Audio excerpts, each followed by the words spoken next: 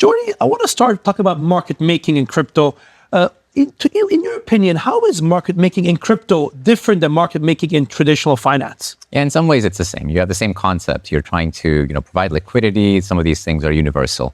The technology matters. The connectivity between venues matters. But crypto is very different in a few ways.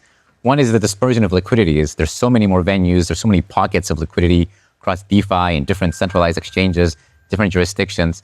For us, we try to be able to trade as many of these venues as possible, because having that unified liquidity is much more important than in traditional venues where it's concentrated usually on one or two exchanges.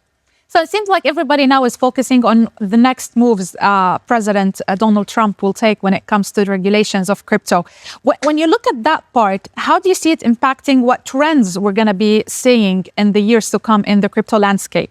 I mean, obviously the US now is kind of a big player. They're really having the most important person, the president, behind the trend. So I think the Wall Street money, the institutionals are really going to be looking for how can they break into this world. It's very different than what they're used to. I have a long background in traditional finance, so I've seen that world. And it took us many years to get that crypto nativity to understand how does the technology act completely differently than what you're used to, in a traditional commodities contract, let's say.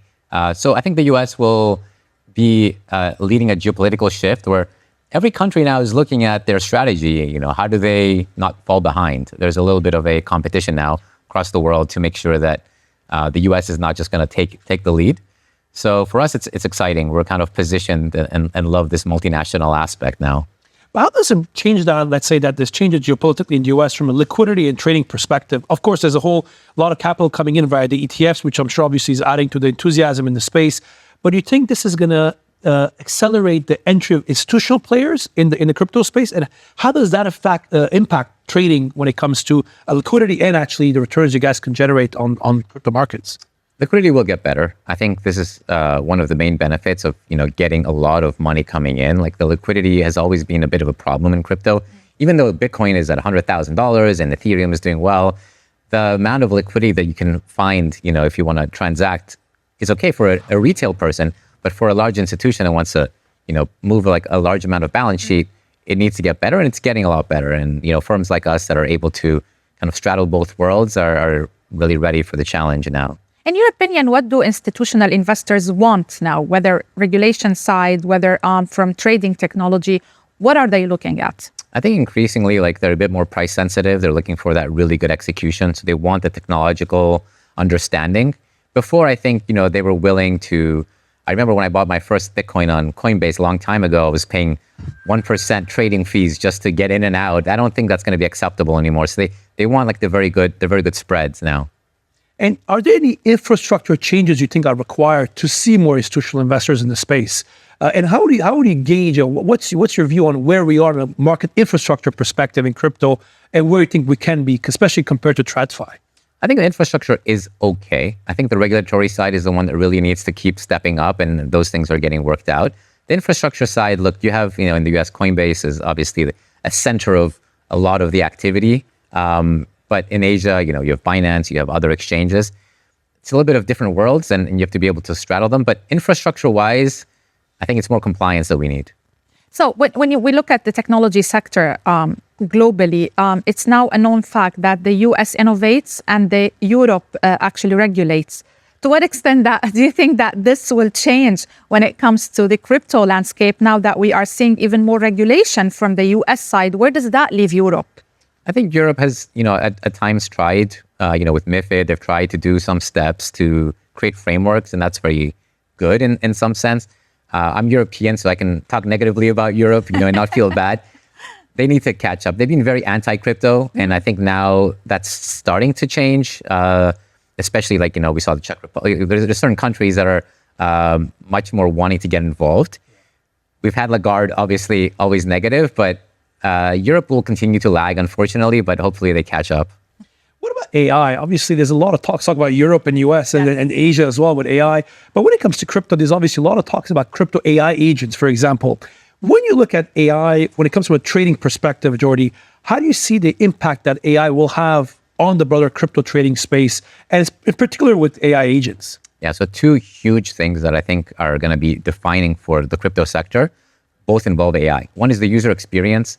right now, for a user to directly interact with crypto, it's not that smooth. You have to do a lot of steps and you have to be a little bit technical. I think AI will simplify all these things. And once you have the ability to just, talk to your phone and tell it, I just want to buy this, it'll sort everything on the back end. So AI is going to be tremendous on that. And LLMs are really built for this kind of UX that's coming. The other thing is we really believe that AI needs crypto. It's finally like a new use case after stable coins and digital gold and all these things. We think that AI is really like the killer use case. And the reason is when you have, all these agents transacting, they need money, they need privacy, they need cryptography, they need to be able to transact and do it securely. And crypto is really the only game in town. I talked to a lot of the big Web2 AI labs, the ones that everybody knows, and they're realizing that they need crypto and they're increasingly dabbling in. And I think over the next couple of years, we'll see them come in a big way and use crypto rails. What do you think, government-wise and country-wise, what do you think is going to be lagging the US when it comes to the crypto landscape? Lagging the US, definitely, Europe will continue to be lagging, unfortunately. I think a lot of the other countries, though, are starting to be proactive. Obviously, this region has been very crypto positive, and I think will not be lagging at all. And I'm very excited. That's why we sort of like increasing our presence here in the region. We're really focused on the front runners, and I think the Middle East is doing tremendously well. And to here, obviously, there's a lot of positivity in the crypto space. What are the risks right now that you're looking at on a crypto space, not on a trading perspective, let's say on the broader ecosystem side, that you think could slow down the surge, not only in crypto markets, but also the growth of the ecosystem? The main risk that I've been kind of going on about lately is the money that's coming in. It's not necessarily going in the right places. There's a little bit of dispersion across so many different coins. There's so many coins, so many narratives going on. And I think the capital is not getting efficiently allocated. It takes time. It takes a few years. So the risk is that we have drawdowns in a lot of assets. You might remember, last cycle we had Luna, which seemed tremendously good, a lot of money, a lot of excitement, then it went to zero overnight. So something like that, I don't expect something of, that distraction, but we really want the money to flow into the right assets. And it's not easy. It takes a while before the water sort of settles and lands in the right places. Thank you so much, Jordi, for joining us at Crypto Weekly. We had Jordi Alexander, founder of Selini Capital. Thank you so much. Thank you for having me. Are your children prepared for the future of money? Order Decoding Crypto with Henri and Hodler, the #1 new release kids book on Amazon.